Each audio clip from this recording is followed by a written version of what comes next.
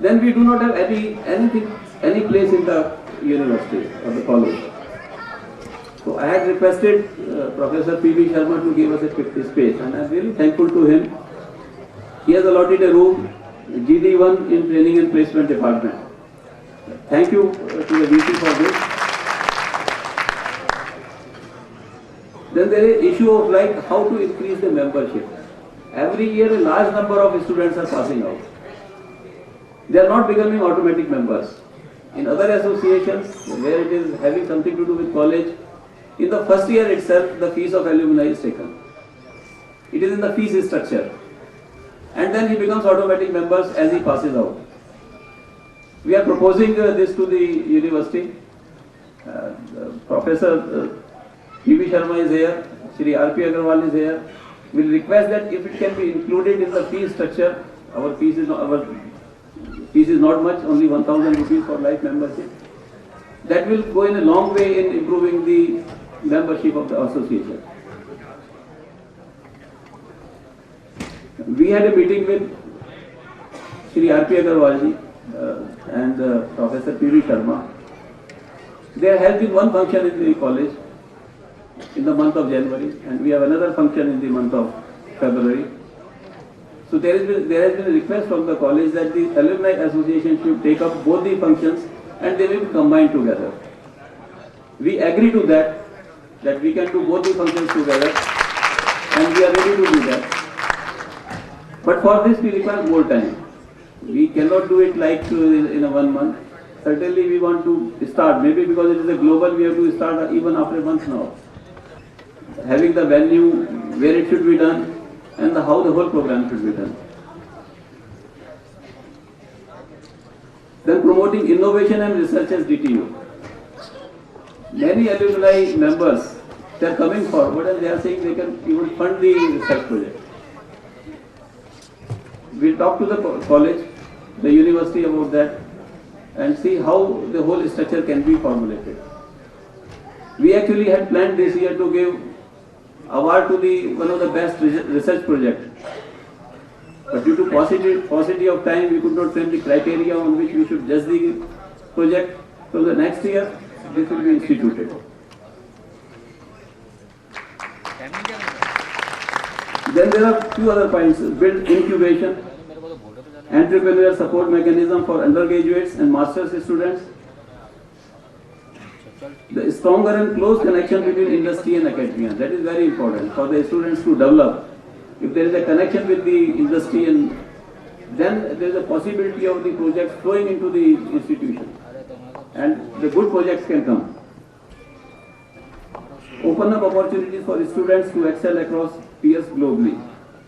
These are the various measures we intend. This is a plan, this is a vision, and I hope the Alumni Association everywhere, they will support us in fulfilling this dream of the Alumni Association and the college coming together.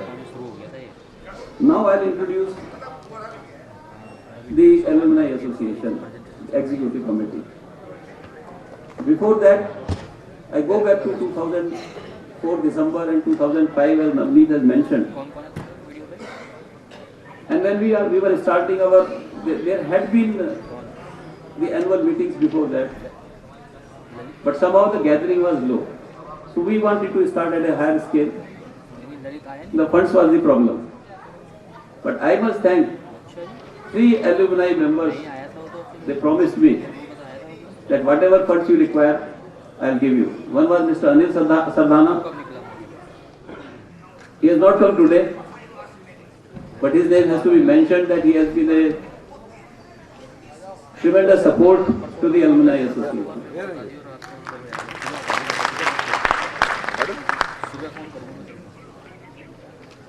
Yeah, I'm in auditorium. Now I request our chief guest Exactly. to honor our executive committee members. I was mentioning 3 names. One I mentioned. Yeah. Second is Mr. Parveen Bhargav. He is a member of executive committee. He is chief engineer, Delhi Jal Board, 1979 civil engineering. He also did MSc from the college. I request him to come on the stage.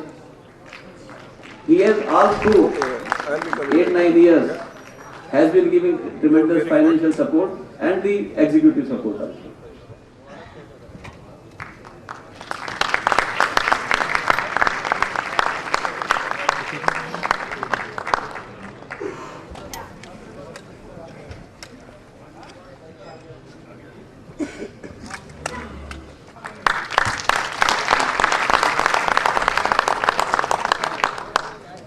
Third person is Mr. Sunil Saxena. He is General Manager MTNL, 1979 Electrical Engineering. Mr. Sunil Saxena is here. He'll come. Mr. Sanjay Diwan is the Chairman Organizing Committee, 1981 Electrical Electronics. He is also MBA from FMS New Delhi. He was CEO and founder of Consulting India. He has done a very good job. He has been a chairman of organizing committee for last 2 years and has contributed immensely to the Alumni Association. Mr. S.M. Mahajan, Vice President. He is 1970 Mechanical Engineering, 71 MBA from IIT Delhi, superannuated as Executive Director from BHEL, Hardwar. Presently is Advisor Power and Manufacturing Technology and is board of some of the companies. Mr. Suresh Raheja is Vice President of the Association, 1973 Mechanical. Managing Director, Raheja Buildtech Limited, Raheja Design and Contract Limited. He is a professional singer and he has keen interest in wildlife.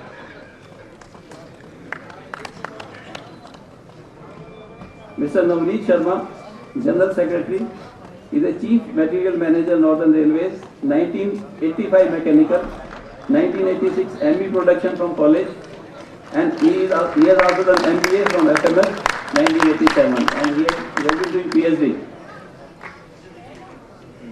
Mr. Diptimal, Joint Secretary, he is a Training and Placement Officer, Ambedkar Institute of Technology, 1987 Mechanical Engineering. He is also MBA from FMS, LLB, and he is now pursuing PhD. Mr. Shiv Kumar Bharadwaj, he is Treasurer, Superintending Engineer in Delhi Jal Board, 1985 Civil Engineering. Mr. Bharadwaj, not here. Mr. Rajiv Agarwal is General Manager NTPC, 1977 Civil Engineering, MBA from FMS, very good athlete. He was best athlete from the college, my competitor in athletics. Mr. Beer Singh, Superintending Engineer, Electrical and Mechanical, Delhi Jal Board, 1979 Mechanical. He is a volleyball player. He has represented Delhi State in volleyball and is at present Vice President, Shooting Ball Association in Delhi.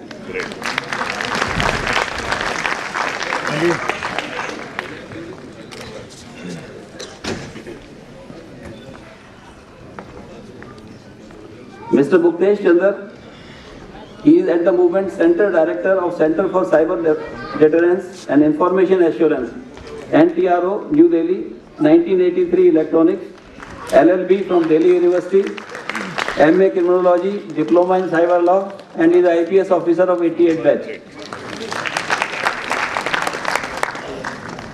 Mrs. Renu Gupta, she is Proprietor Allied Research Labs, 1981 Electronics, MTech Systems and Management, IIT Delhi, 1983, MK Electronics and Communication, DCE 2011. He is guest faculty in NSIT and DCE.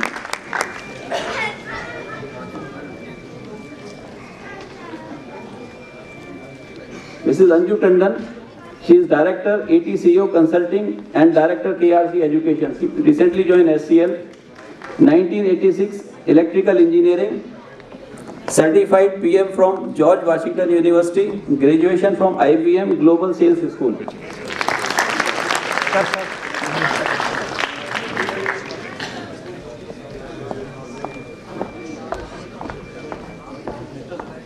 Mr. Sunil Saxena, 1979, General Manager MTNL. Sir,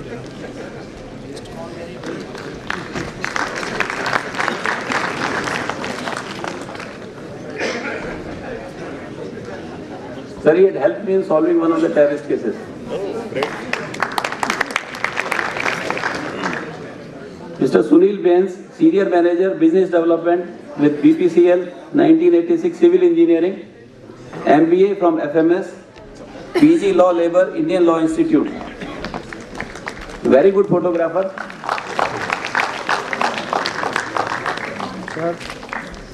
Mr. Munish Basi, Chief Manager, ONGC, 1987 Mechanical Engineering.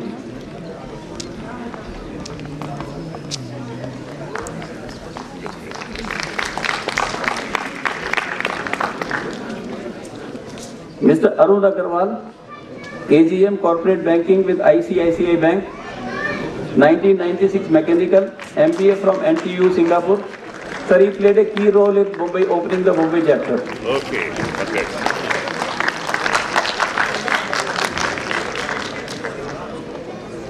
In organizing committee, we have Mr. Sunil Gautam, Director, Central Vigilance Commission, CVC, 1996 Electronics, 1996 ITS. Mr. Sunil Gautam. Mr. Surendra Kumar, he is General Manager in BHEL, 1975 Mechanical, and he had got Best Student Award in 1975 back.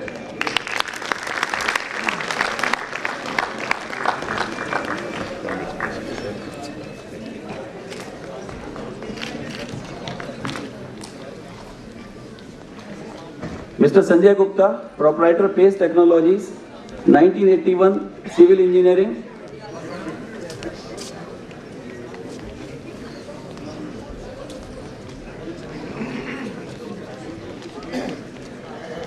Mr. Rajiv Bhatnagar, Head of Corporate Communication, BHEL, 1983 Civil Engineering. Executive MBA from XLRI, Jamshedpur. Mr. Pawan Kumar Sharma, Deputy Commissioner, New Delhi Municipal Corporation, NDMC, 1996 Mechanical Engineering. Not here. Mr. Akhil. I think Mr. Akhil is in binary semantics and he has done a tremendous job in making the website and even all this reception, everything is managed, sir. His contribution is immense. I think I'll request his wife to come on the stage. He doesn't come inside, he remains at the outside only.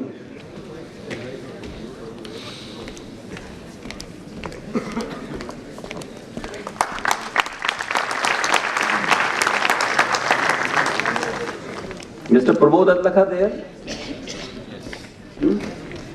I'll invite Mr. Prabodh Adlakha. He is the person who started our alumni association, a permanent member of executive committee, 1971 civil. So the association is because of him. Least contribution. It doesn't matter. Least contribution as on today. Congratulations, Mr. Bhatta. I've been hearing about your.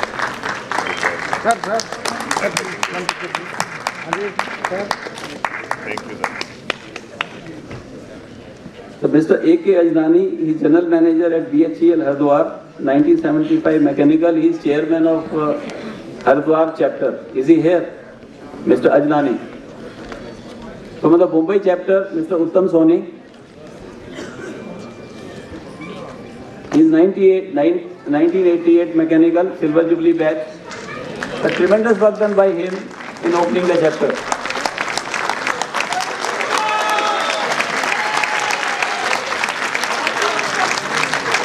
So thank you. And once again, I thank all of you to be patient. And I hope. Now request the chief guest, Mr. R.P. Agarwal, to please come and address us. Sir.